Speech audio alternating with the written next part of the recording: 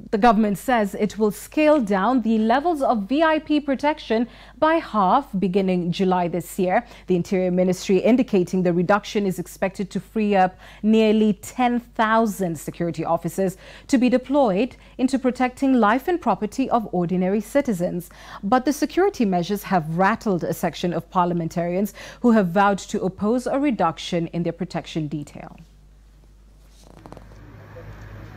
The scale down of protection units to VIPs is set to kick off in July 2018. The Interior Ministry stating the new measures will cut across from the executive to parliamentarians and commissioners of constitutional bodies. The ministry indicating the officers will be redeployed to protect life and property of ordinary citizens.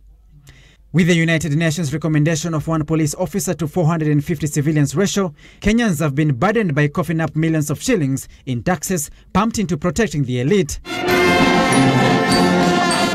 Nonetheless, with the recent recruitment of security officers, the country has bolstered its numbers of police officers to over 100,000 officers.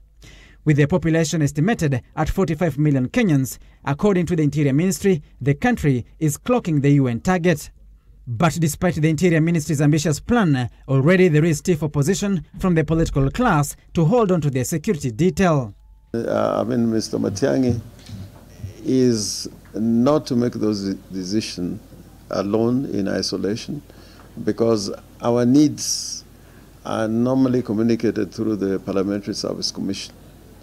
Our needs not only in terms of security, but even in terms of staff.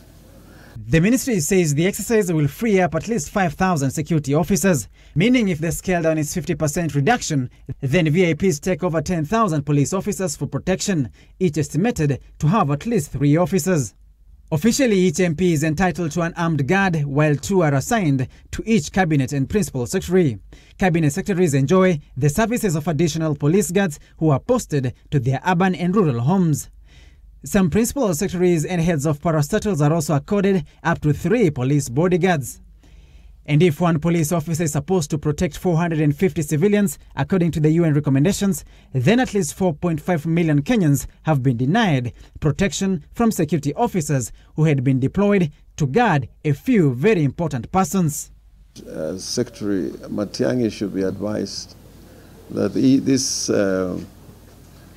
habit of pronouncing directives and edicts, I think in the new constitutional dispensation, does not find favor. But while the ministry endeavors to implement this move, the deployment of officers to protect VIPs has always been a subject of controversy. Many a times the state has used this as a tool of intimidation, especially to those it perceives not towing its line. For example, after the controversial mock swearing-in ceremony of NASA Principal Raila Odinga early this year, the government withdrew all police officers attached to members of parliament allied to the opposition. The security of the MPs have since been reinstated. This, however, will not be the first time the government is mooting such an idea. In March 2016, the late Interior Cabinet Secretary Joseph Nkaiseri said of such plans, noting that officers needed to be freed for ordinary citizen protection. Sam Ogina for The Big Question.